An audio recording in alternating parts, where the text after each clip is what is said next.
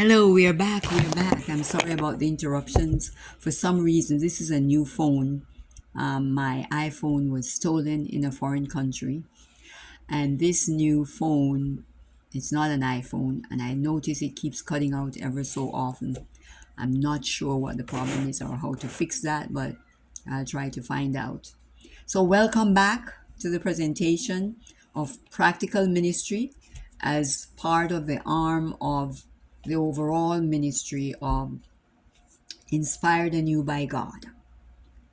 We are going to endeavor in practical ministry to offer you ideas, information, guidance, answering your questions that have to do with. I know there are many people, anyone who wants to get involved in nursing or nurse practitioner or CNA, LPN, etc., and would like some guidance, some inside information, um, questions to be answered, the skills that are necessary. And so we are going to be presenting a lot of material along this line and endeavoring to answer your questions as we go along. We know that we are in very difficult days economically, and individuals are looking for other channels, other routes of employment. And nursing is one of those avenues where it has such a variety of certifications and areas into which you can um, position yourself and find your niche, so to speak. And I know when I first started, I had no one really to prepare me as to or guide me or give me any kind of insight as to what to expect. And a lot of things were very surprising, almost traumatic, so to speak. But thank God by His grace, He brought us through. But now we can make things a little easier and help others who are trying to access this field to get there with gentle landing and not so traumatized, and also to make good decisions as to whether this is the field that they want to be in or not. So here we go. Drum roll. Practical Ministry is launched on your video in on inspiration, inspired by God, inspired anew by God. This is a new inspiration from the Lord to do practical ministry related to nursing and healthcare. So today, as you heard the knock at the door that came not too long ago, I am going to be presenting to a visitor. You have to use your imagination with this because I'm doing a role play, pretend role play. And so you have to come with me and use your imagination. And my first topic in practical ministry, giving back related to healthcare, is how or what to pack if you have decided to become a traveling nurse. What should I pack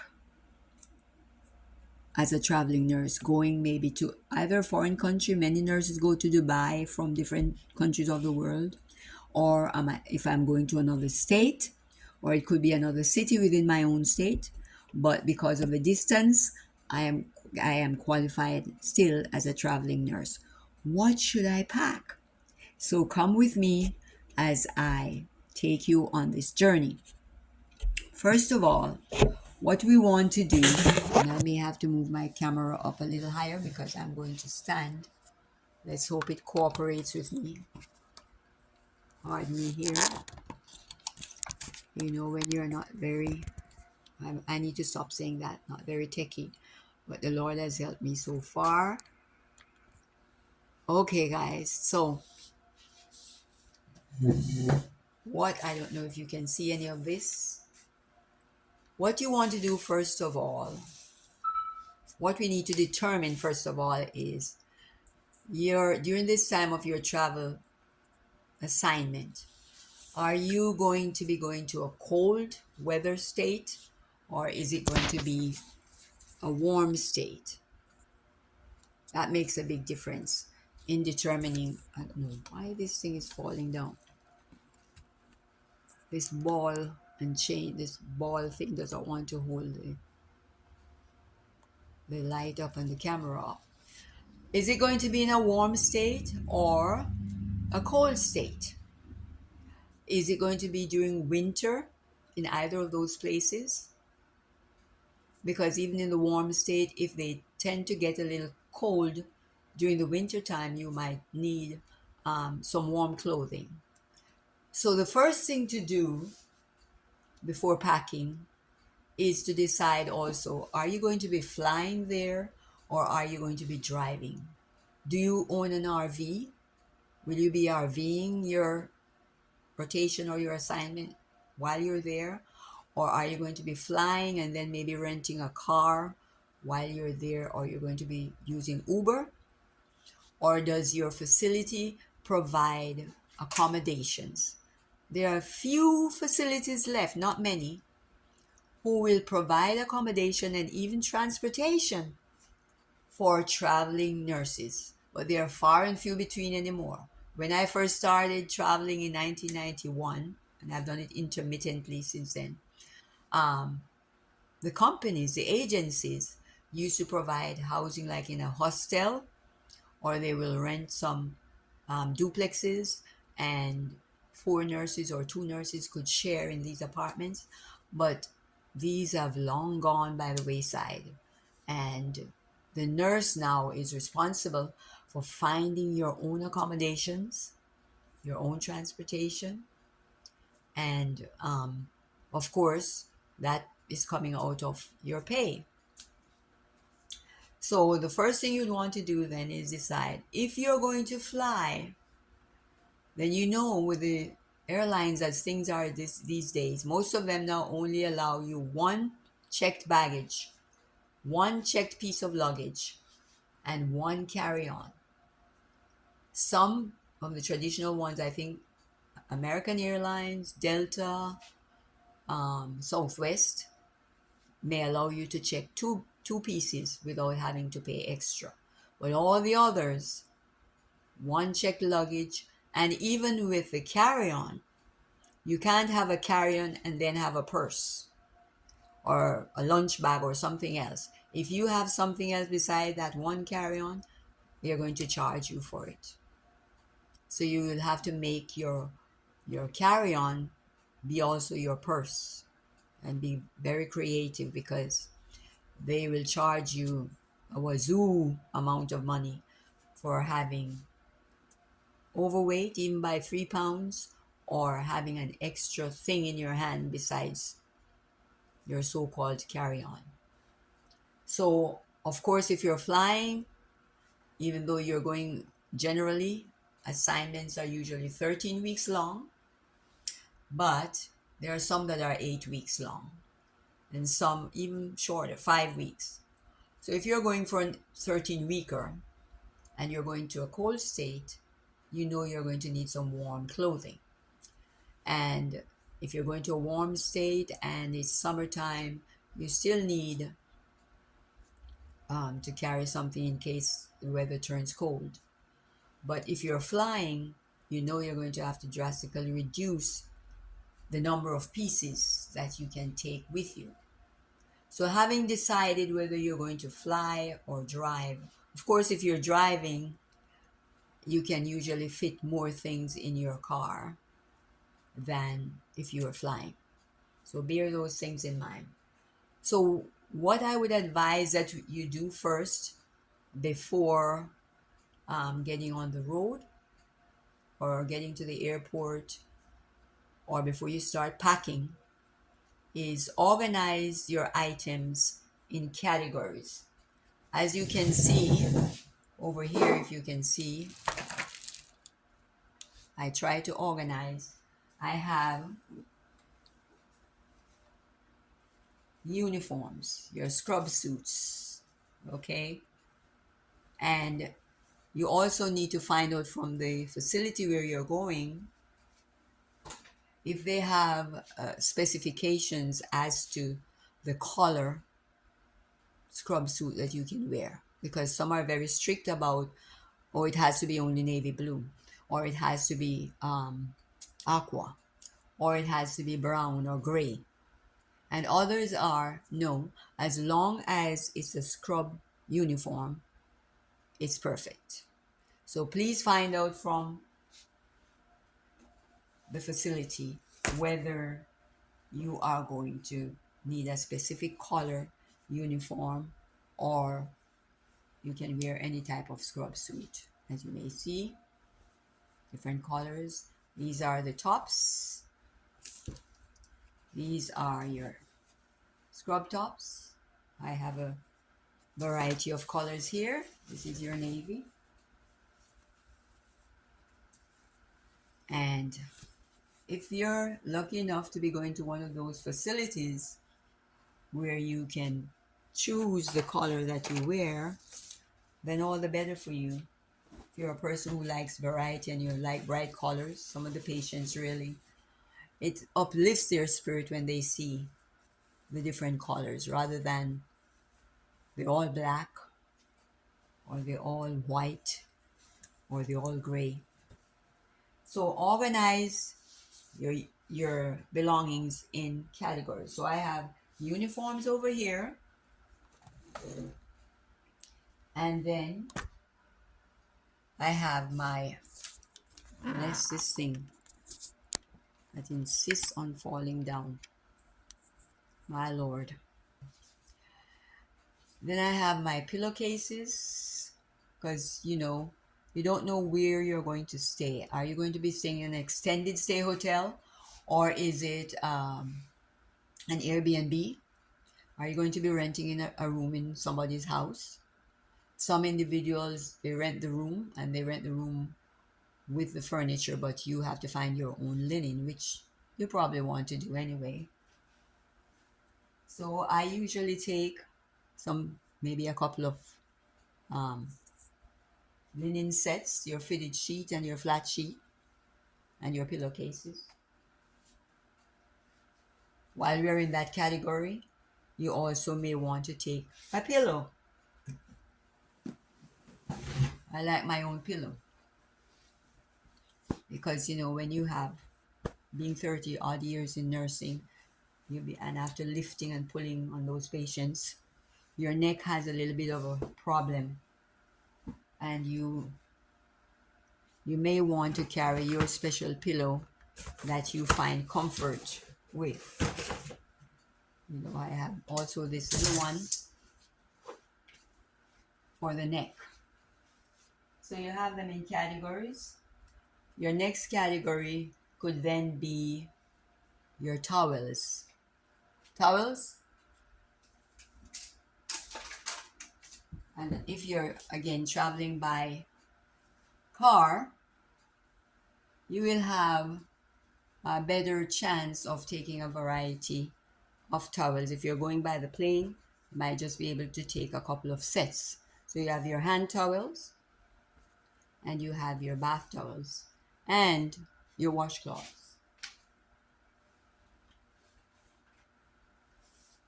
Take your washcloths. So that what that does for you is it saves you money. You don't know, you're going to a new town, you don't know this place very well. You might not have the time, you have to hit the road running and get on the unit the next day after you get there. You want to have your conveniences with you as much as possible. Then, of course, again, depending on flying or driving or RVing, you need to take your personal effects bag, your cosmetic bag, your personal effects bag with your hair care products,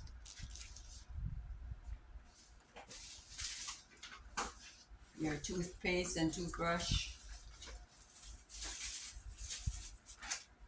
You want to take your hair shampoo and all of that.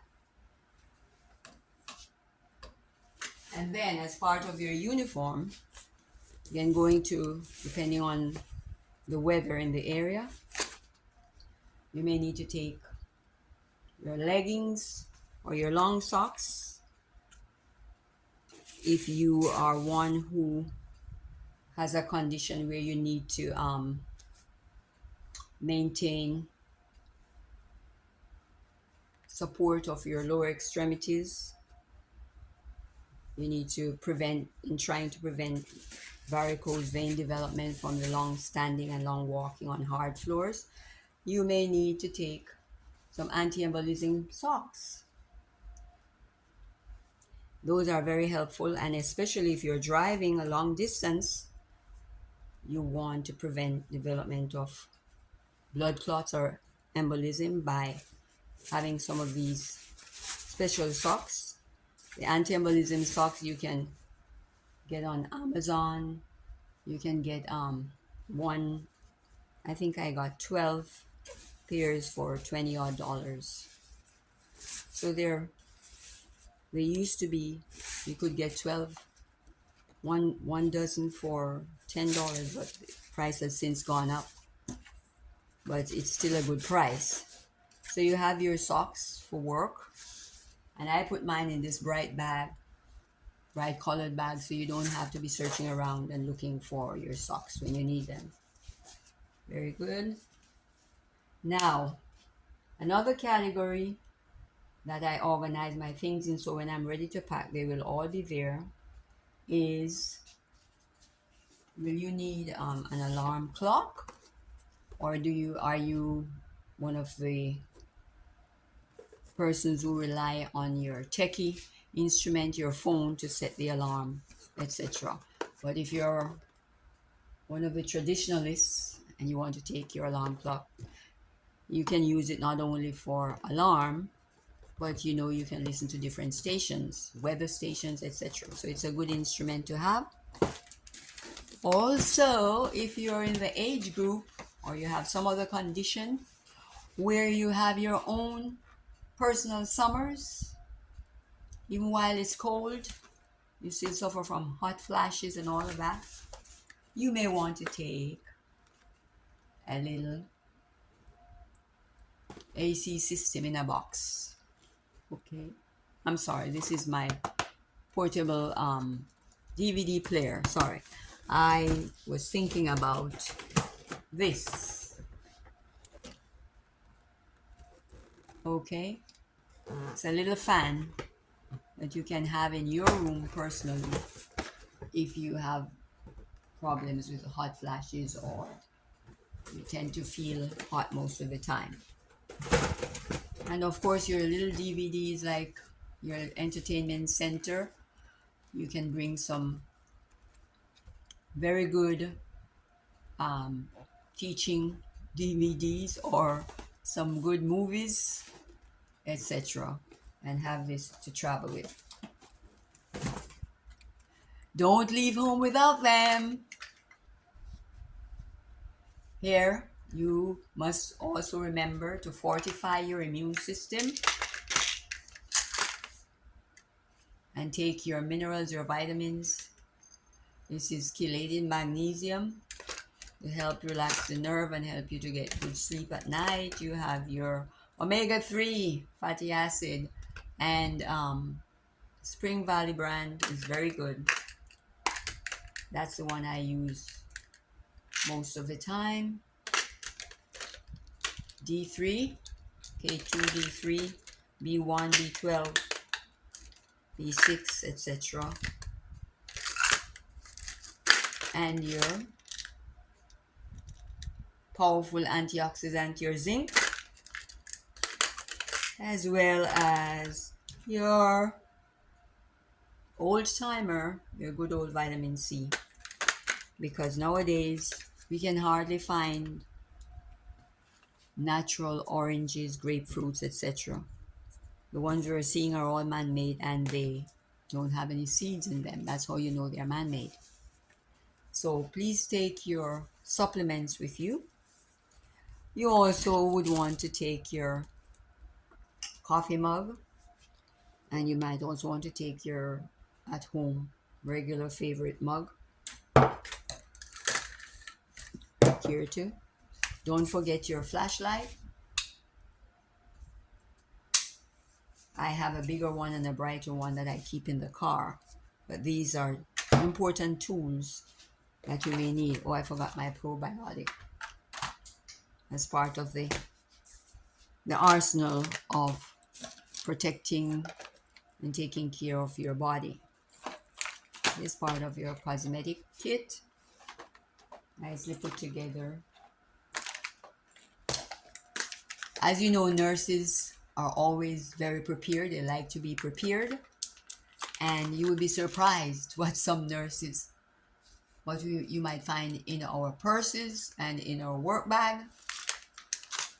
This is a little sewing kit in case you need to mend anything or replace a button, etc. These are very handy. Okay. Our next category, of course,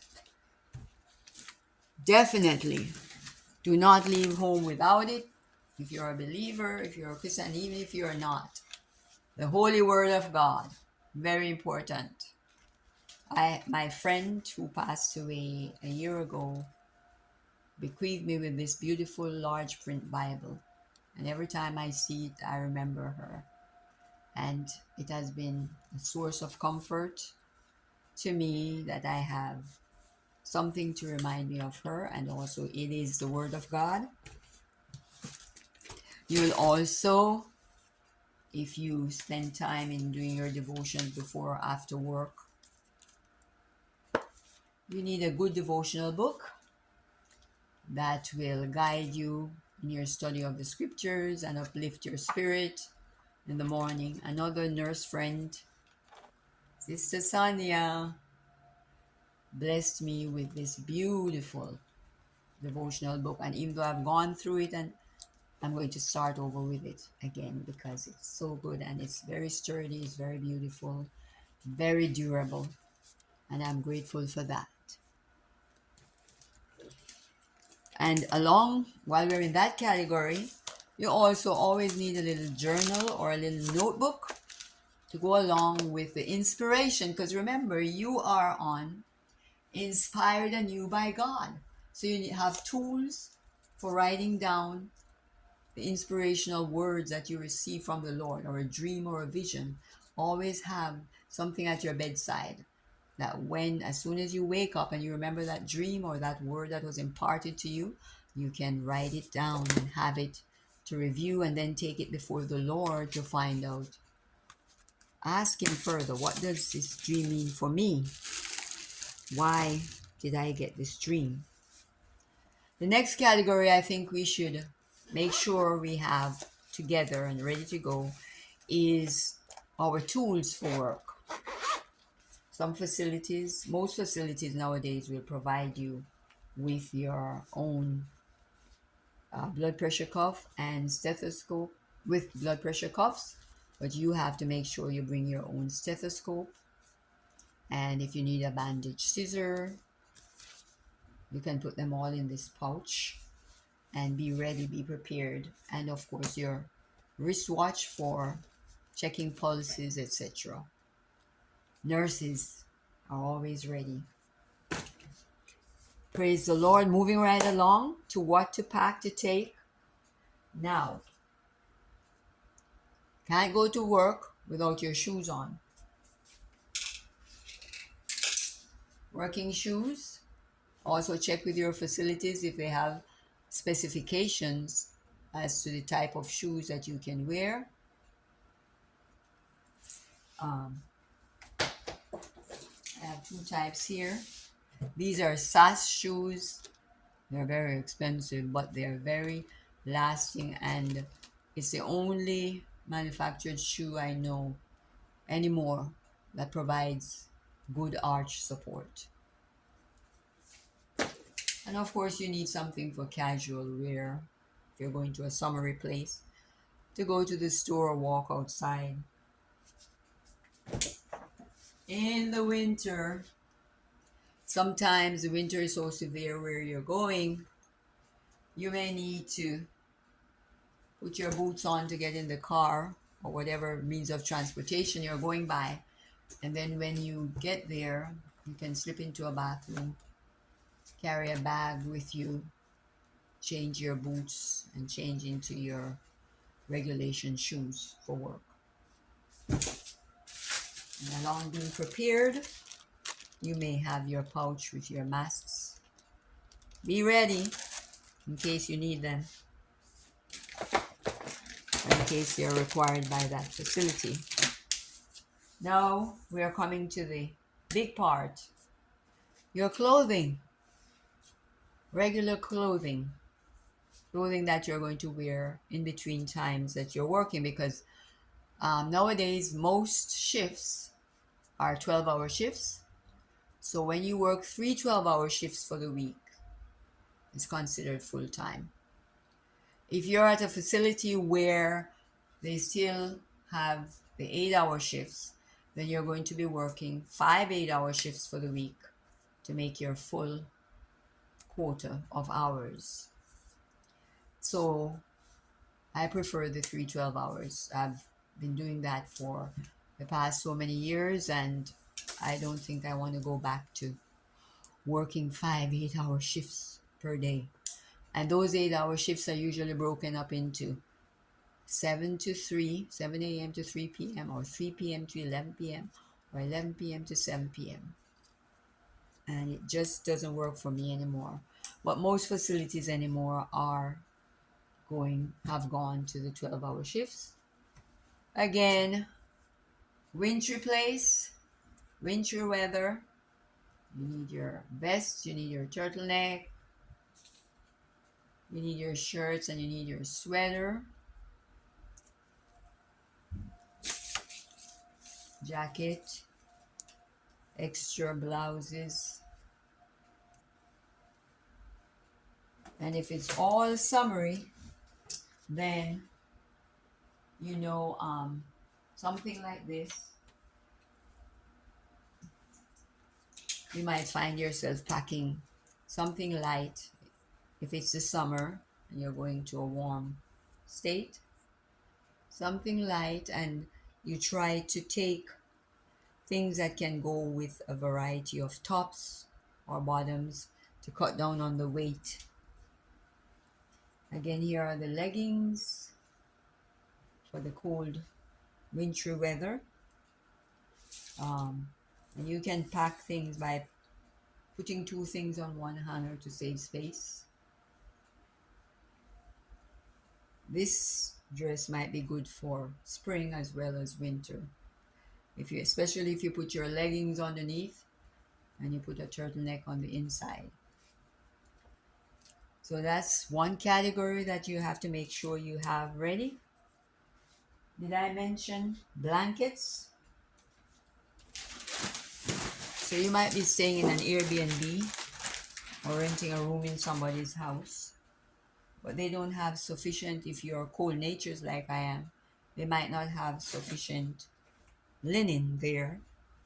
And if you're driving, again, please make sure to take some extra blankets, extra linen, that you can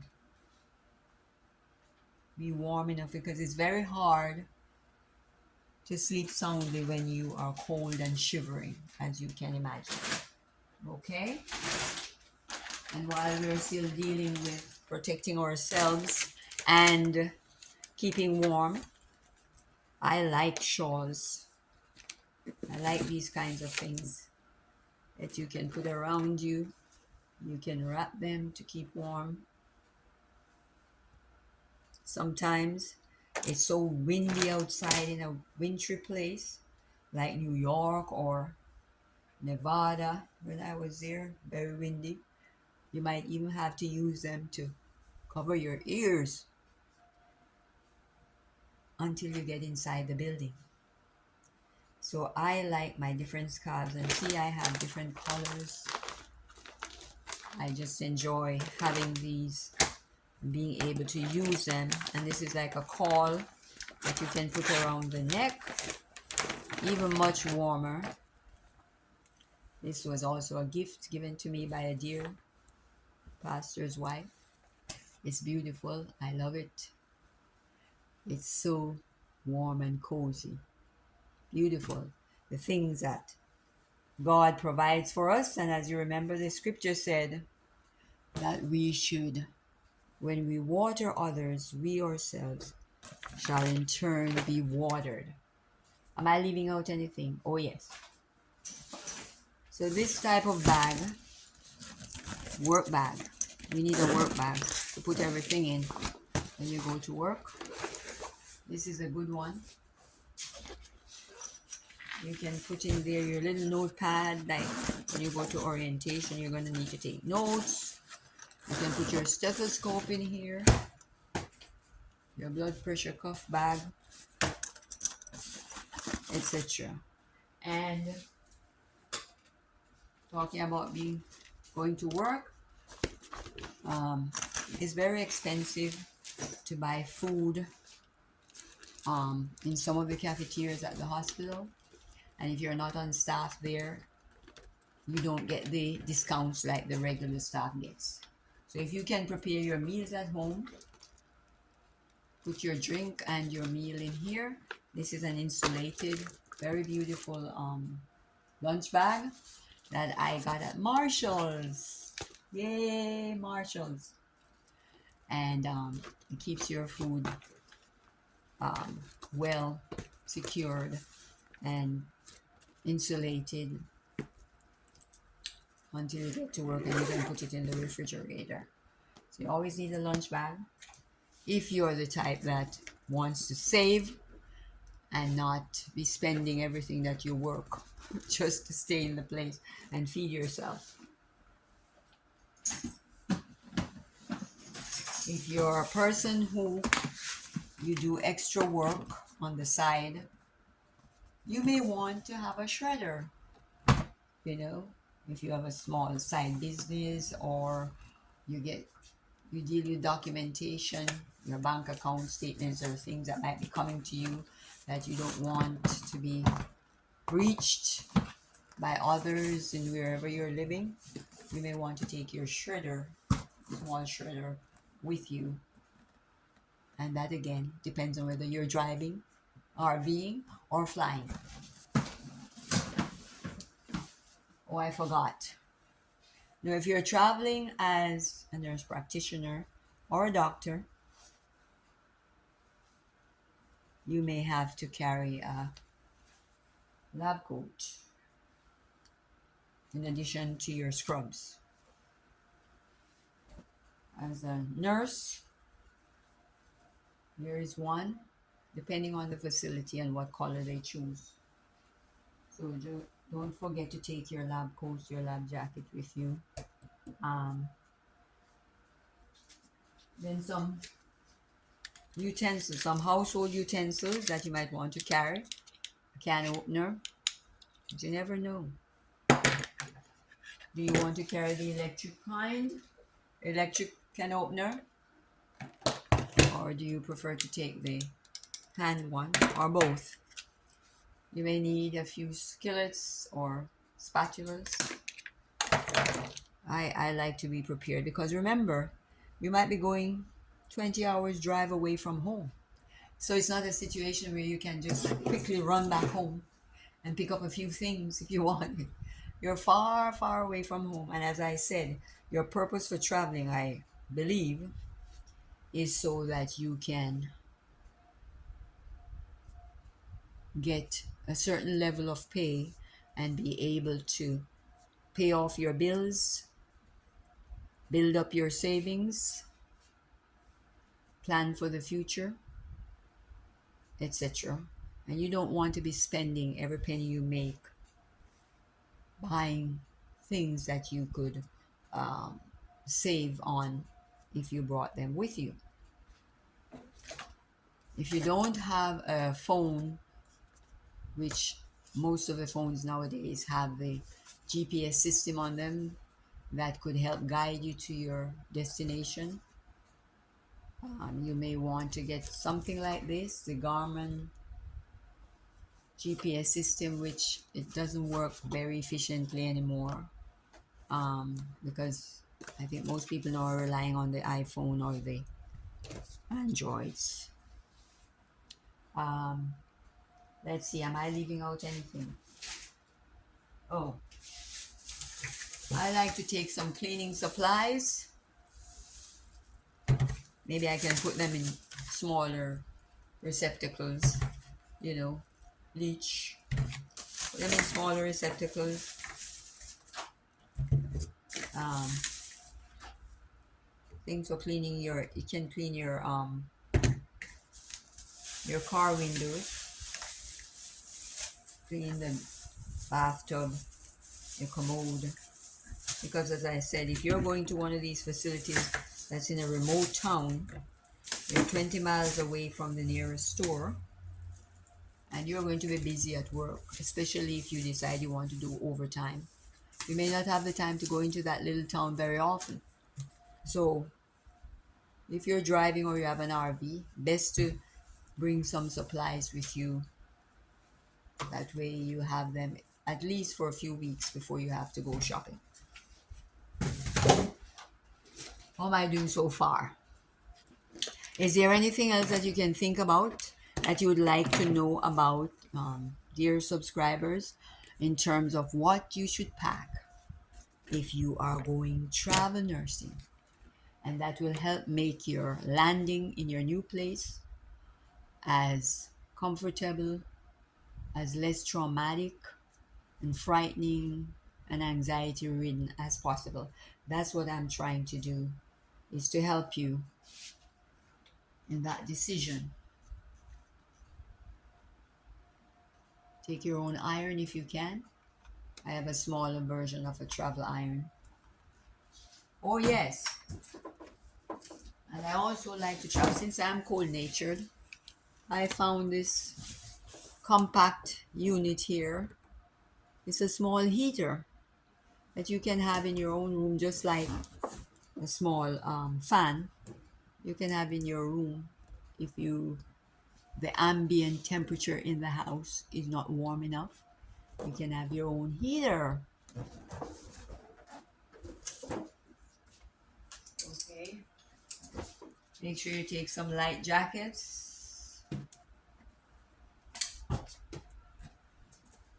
And for lounging around don't forget your pajamas, warm or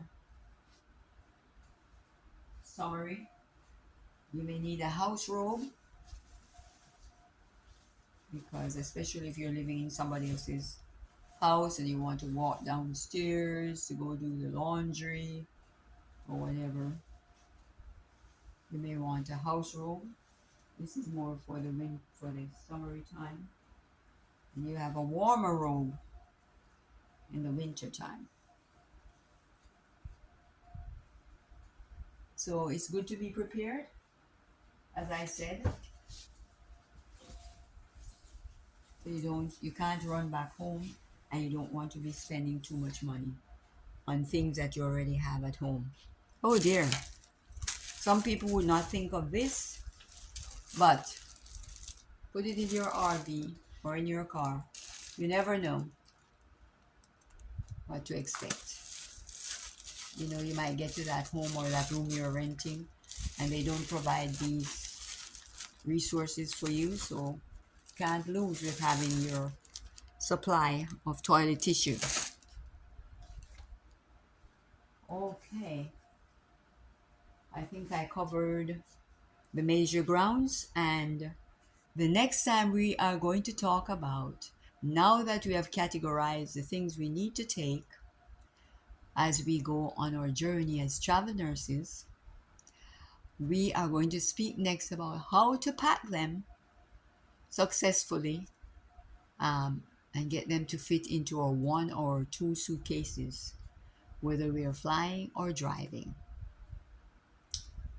And this is my contribution so far to practical ministry in helping those of us who have decided to enter the healthcare field to get there as safely and as stress free as possible. And just remember, as the Bible says, give and it shall come back to you. When you get on your journey to becoming a nurse, a doctor, an NP, whatever, will you please remember to give to your fellow um, employees who are coming along, your new student who is just coming on orientation on the unit for the first time and is scared to death? Remember when you first started on the journey, how it was for you, and be a big sister or a big brother and reach out to them. Give a helping hand, give an encouragement, show them how to do some of the scary things that they're afraid of, and it will come back to you in more ways than one. We are here to do practical ministry, and in everything, always put God first and take the word of the Lord with you. Thank you for stopping by. Inspired anew by God. This is a new inspiration, and we are going along with it with the Lord as far as He will take us. So please tune in again. If you have not yet done so, please like, share, and subscribe. Help us to keep this ministry going and to expand. We bless you and we thank you for coming by. Hope to see you on our next video. God bless.